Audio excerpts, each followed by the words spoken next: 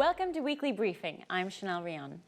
Last week, a media elite with the emotional maturity of a neglected 8-year-old held their annual White House Correspondents' Dinner.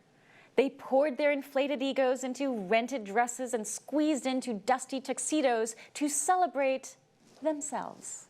The bylaws of our association say that the promotion of excellence in journalism is core to the WHCA's mission.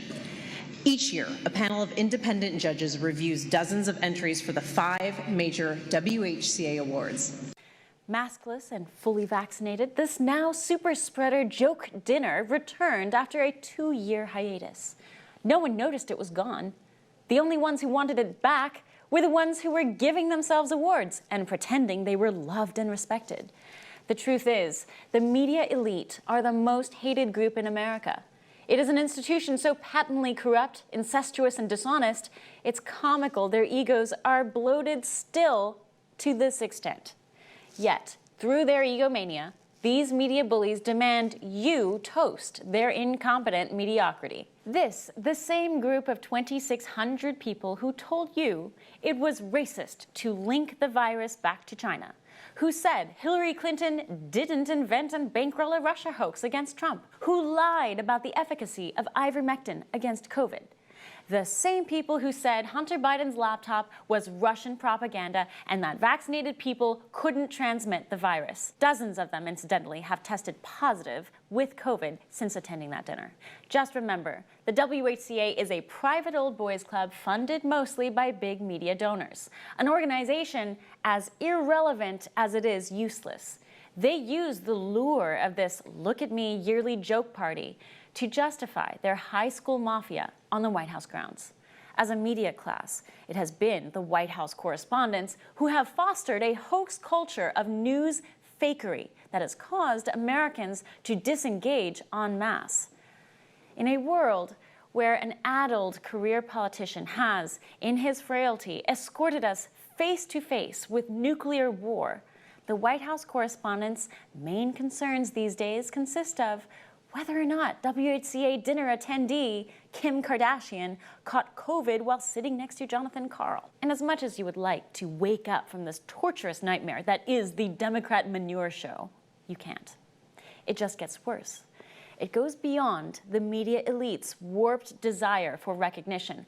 Everything about these people is warped, and it shows in their coverage of major events.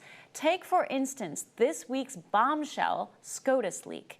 Roe v. Wade, the sacred cow of the baby-killing left. That ruling may be overturned by a conservative Supreme Court. Here is how the liberal media elites are twisting this.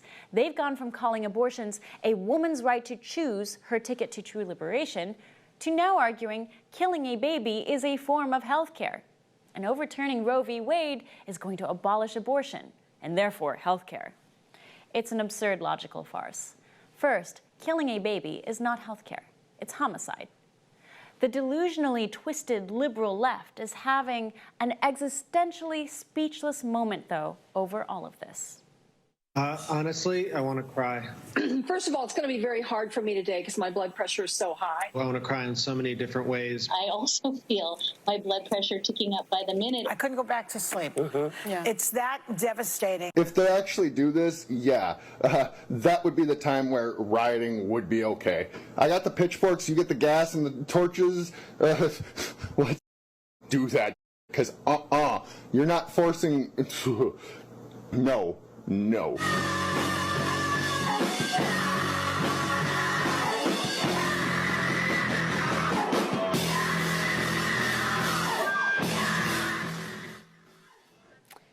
Keep in mind, overturning Roe v. Wade isn't about abortion at all. It's about states' rights.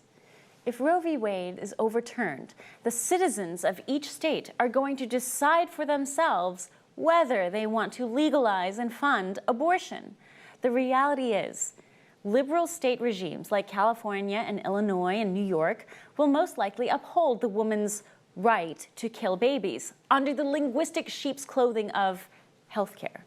And conservative states like Texas and Missouri will likely abolish this barbaric practice. So here's a prediction from Bloomberg based on data from the pro-life Guttmacher Institute. 22 states have what they call trigger laws, or pre-Roe laws, that would ban most abortion if Roe v. Wade is overturned. That leaves 28 states, roughly, across the country that likely will keep abortion should the Supreme Court follow through with overturning Roe v. Wade. So if you want to forcibly extract and kill a healthy baby simply because you don't want it, then go. Travel to those states. Stay in those states while you're at it. Vote with your feet. But the very people lauded at last week's dinner are twisting this entire discussion, as they always do. This time in order to shield their bizarre passion, their one legal right to homicide. And straight out of a pitiful B movie, we watch these bejeweled incompetents, a Washington elite, celebrating their comically mediocre accomplishments, heroizing themselves as these superheroes, safeguarding democracy and women's health. They do this while villainizing an America suffering under their dear, senile, creep-in-chief leader, Joe Biden. It's all such a farce.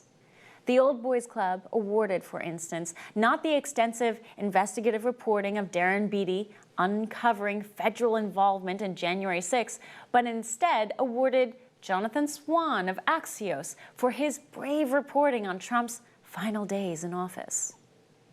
The judges said Jonathan's riveting series Off the Rails and its accompanying podcast described the final days of Donald Trump's presidency with speed and detail, laying out the former president's last-ditch efforts to overturn the election. Oh, and here's a gripping display of journalism and an hour-by-hour recap of January 6th. So brave. And then another award, again, directed at the violence of January 6th. This is for his work on January 6th. The judges said as the riot was still ongoing, John and his team delivered reporting that was ahead of the curve, a detailed narrative that doesn't hit one false note, even with a year's perspective. Chaos and lawlessness striking at the heart of American democracy, breaking out after the President of the United States urged an angry mob of his own supporters to confront members of Congress and even his own Vice President.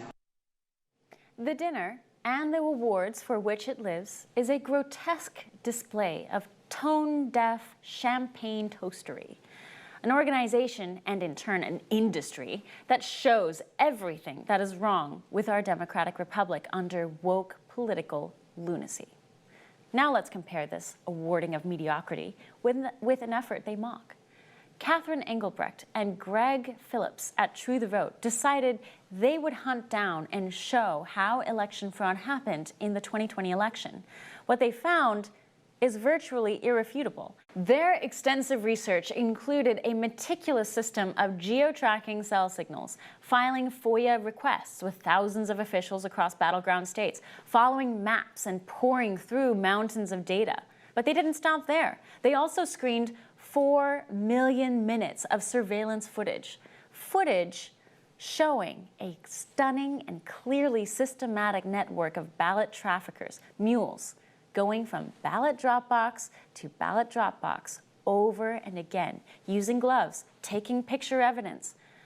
True the Vote's outrageously detailed investigation is the subject of Dinesh D'Souza's latest film, 2000 Mules. But do we hear anything about this from the media delinquents petting themselves on the back and gloating inebriation? No. That same, "Oh, we're so brave for risking our lives against COVID by showing up to work" crowd not only continues to say the integrity of the 2020 election was impeccable, but they're actively mocking True the Vote's work, berating any and all who dare speak out against the sacred perfection that delivered them bumbling Joe Biden. And it didn't take long for big tech to jump in to the rescue and suspend the film's Twitter account. It's all one big system, but it's on its dying legs. There's only so much you can hide and suppress. That's the hope anyways. This week, Weekly Briefing went down to Palm Beach, Florida. There, we caught up with several voices truly worthy of highlighting and worthy of the highest journalistic awards. But don't hold your breath, they'll get that corporate media recognition. The fragile egos of the WHCA cannot take too much at one time. But our next guest is elections investigator Greg Phillips from True the Vote. We caught up with him before the premiere of D'Souza's film 2000 Mules. What this film uncovers will outrage. And I challenge every election fraud skeptic to watch this film and not change their tune. So don't miss this. We'll be right back.